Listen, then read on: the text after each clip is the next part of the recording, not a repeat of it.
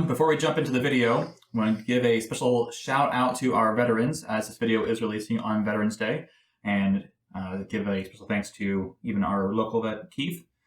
Thank you for your service, and later we're going to do a little toast to our veterans, but yeah, we're going to jump into the video and check out this whiskey.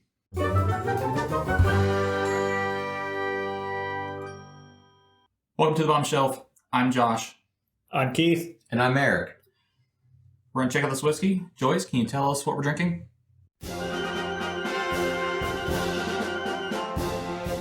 Today you are drinking Jim Beam Bonded. This bottled and bond Kentucky straight bourbon from the Jim Beam distillery is bottled at 100 proof and is at least 4 years old as required by the Bottled and Bond Act of 1897. This bottle typically costs around $17. As always, your local prices may vary. Enjoy! Thanks, Joyce. Let's dive in and see what these guys think. I'm not getting much on the nose at all. I don't know if anybody else is, but I'm getting like sour notes. sour pepper maybe? Not sour pepper. A sour note and a pepper note. Yeah, I'm actually gonna... That's more pleasant. Yeah, I'm getting a slight fruit note now. Yes. Sour apple. Yup. When I came back to it, that sour is a sour apple. I don't know what I'm tasting. I like it, but the flavor I'm getting, I don't know how to describe. I'm getting salty and sour. I'm getting pepper. Yeah, chili powder, red pepper flake type like. I'm getting like Maybe that's it. some sort of berry fruit. Yeah, like a berries and cream. I'm getting like a spicy sour apple. Same. I'm not getting the syrup. I'm just getting like spice and... I'm getting spice, but I'm getting like a generic berries and cream, not specifically a raspberry or a blueberry, but like a mixed berries in cream, maybe even sour cream. Almost like a mixed berry yogurt. I am not getting that. I do like it. I really do like this. Like this, I would drink straight. And coming back to the nose, I'm getting leather. Yeah, same. Yeah, coming back to the nose, I'm still getting that sour, but I'm getting more leather, earthy, Musty. yeah. Yeah, Almost a little dusty, actually. maybe it's hay or straw that I'm tasting. Like a hay or straw dust. Mhm. Like when you shake the bales and all the Yeah, debris come out. I do like this. There's not a ton of finish there. No, The first drink I had, I thought it had a decent long finish with a residual chili. I honestly haven't even noticed the finish to this point until I was like, what is the finish like? I'm getting a slight caramel or slight honey on the front end of the finish, and it's a very, very quick finish, but a lingering burn. For me, the burn is like peppery. Yeah, the burn's less alcohol burn and more spice. Yeah. Yeah. For me, same. All right. Want some water? Yes, I would. Yes, and I'm getting salty on the finish as well. Salt and cracked pepper. It's very Cracked pepper, I think, is an accurate description. I do think that's, yeah. Ooh. almost Before like I take a sip. Ooh, I'm definitely getting more of that fruit note now. Yeah. oh yeah, That fruit. No, that cream and fruit that you were talking about before. the cream and berries. Still not getting the cream, but I am getting more fruity apples or berries, not citrus.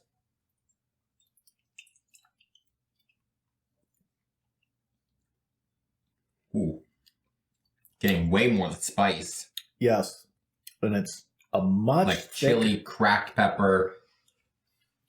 and a much thicker mouthfeel now. Oh, yeah. That finish is just much bolder and much more, it's longer. Yes, See, I'm still getting a very short, it's a little bit more medium now, but I'm not getting a lot of finish. I'm getting a very residual finish. This might be one of those things where, like, I don't really want to do it as a mixer. I like it straight. No, I'm drinking this straight. But I think I might want to add, like, maybe a cap of water to a full dram or something like that, just to accentuate it.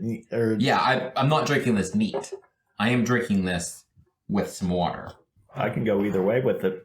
Probably really depends on the mood I'm in, whether I add water or go straight. But I really like it. So I rinsed my mouth out with water. Took another sip, and I think I got more of that berry on the palate. Give it a shot. I'll try that. Okay. I'm getting more of that. It's sort of like a spiced Appley berry spice. It's like a spiced fruit. Yeah. Spiced It's fruit. certainly not citrus. It's more on the berries, apples, that side of Like a fruity. A spiced cider, maybe? Like a spice, Yeah. but spiced cider. Not a strong. And not cinnamon. Like a different spice. No cinnamon. So it's like if you took I'm not cider. getting nutmeg either. I'd say if you take cider and put in like mixed berries into the cider and then spiced it, like a mulled berry cider. Yeah. Mm-hmm. It's definitely creamier after taking a swig of water and then. Yeah. All right, let's jump into some ratings. Nose I'm going to go for. It's intriguing. It's inviting. It's interesting. Can't really put... I hate to go punny here. Can't really put a nose on everything, but there's stuff there. I can't figure out exactly what it all is, but I like it. I am also going to go for pretty much the same reasons. I enjoy the nose of this a whole lot. I'm going 3.5. I just had a hard time getting a nose off it. Palate? I think palate, I'm going to stick with a 4. I really like that berries and cream. I like that apple. I like the peppery. Slightly salty, not much. Again, a very, very good, well-blended, pleasant palate. I'm also think I'm sticking with a 4. This may be, to me at least, the best palate of the whiskeys I've had in recent memory. I'm going to go 4 as well. Finish. That's where I'm going to drop down to a 3.5. There is so much potential for the finish for it to be so short. I was expecting something a little more lingering. The cracked pepper is good, but there could be so much more potential for this finish that it's just not hitting. I'm also dropping down on the finish, but I'm going to 2.5. Ouch. It is underwhelming. For how good the nose is and how good the palate is, the finish is underwhelming, and it is incredibly short to me. I didn't think it was that short. I'm going 3.5. I really enjoyed the finish. I had a nice chili finish. I think I would have been with Eric on a lower number, but after adding the water, that really boosted that finish for me. It didn't do the same for me. Okay. Like, it boosted it, but not... It boosted it from a 2 to a 2.5. All right, so the notes that other reviewers tend to get, the most common notes for the nose were vanilla, oak, cornbread, yeast, and peanut. Palate, vanilla, corn, spice, oak, pepper, and sugar. Finish, wood, dry, oak, pepper, and medium long finish. I didn't get the medium long, but Medium short. yeah. Medium. For ratings, Distiller gave this a 90, Whiskey Advocate an 88, Wine Enthusiast 93, and Tastings.com a 92. Jumping to reveals and guesses. What proof do you think this is? What kind of whiskey do you think this is? What do you think retail price is, and how much would you pay for this? I'm going to go 80 proof. I think this might be a rye. I'm going out of our normal box. I'm going to go with an American rye whiskey. And I'm going to guess around $22 to $26 retail, and I would pay $22 to $26. I am with him on the retail and on what I would pay. That 22 to 26, That's definitely where I'm thinking this is sitting. I'm going to go with 86 proof. So I think it's higher than what I normally think. That means it's 84. I moved off my block, so yeah, absolutely. I am having trouble putting on what type of whiskey this is. I'm gonna say Irish. All right, well, let's just reveal, I guess.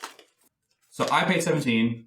Generally, it says it's 23.25. So right in your... Right in. Okay. Yep. And I would definitely pay 17.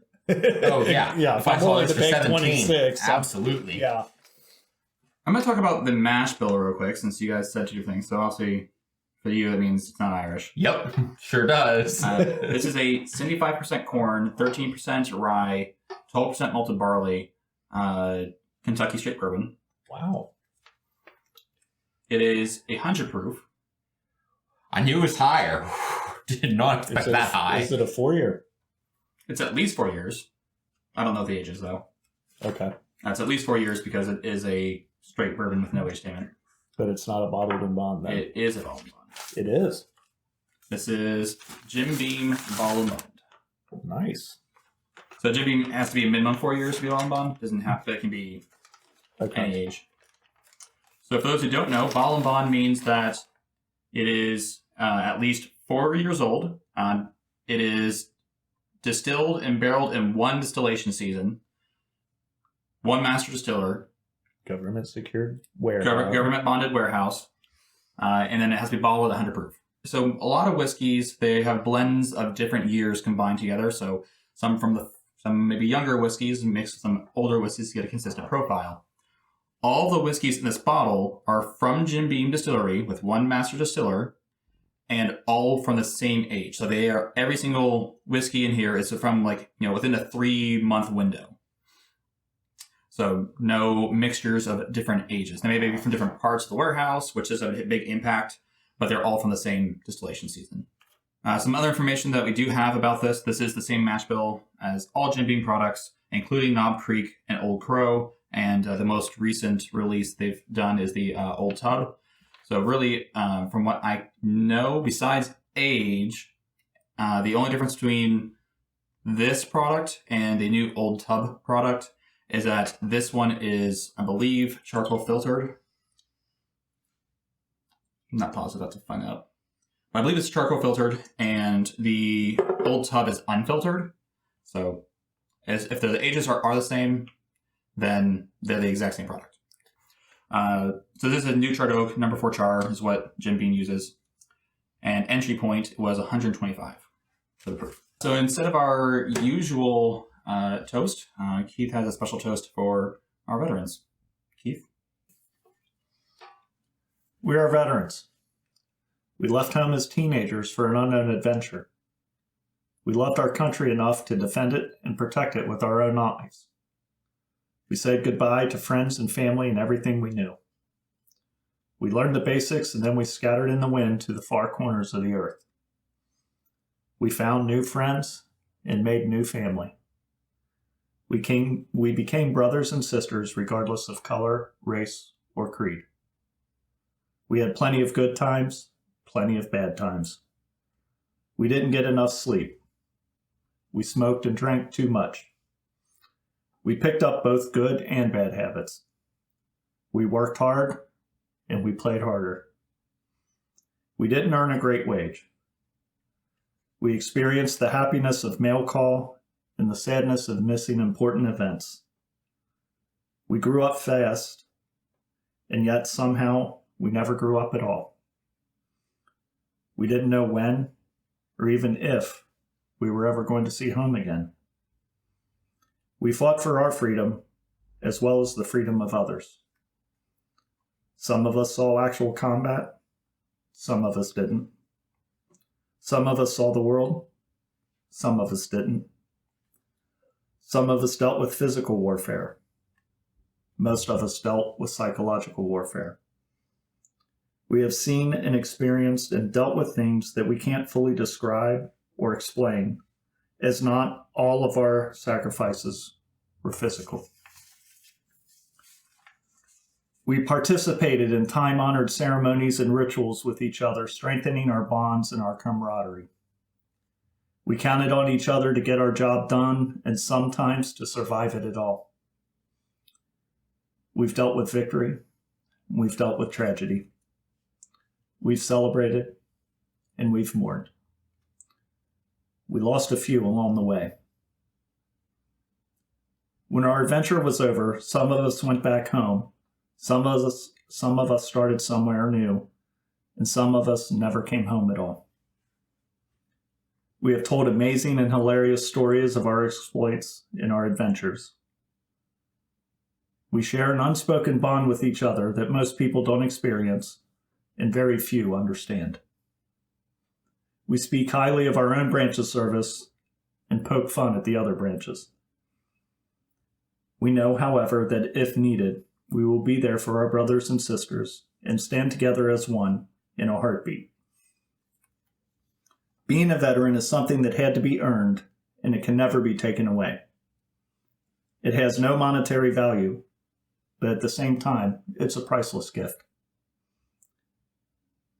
People see a veteran, and they thank them for their service. When we see each other, we give that little upwards head nod, slight smile, knowing that we shared and experienced things that most people dared not. So from myself to the rest of the veterans out there, I commend and thank you all for all that you have done and sacrificed for your country. Remember the good times. Grow from the bad times. Share your stories. And most importantly, stand tall and proud, for you have earned the right to be called a veteran. To my brothers and sisters in arms, especially those at Bravo Company's 62nd Engineers, salute.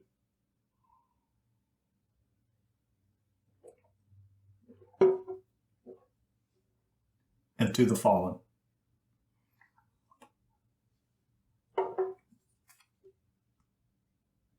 Thank you.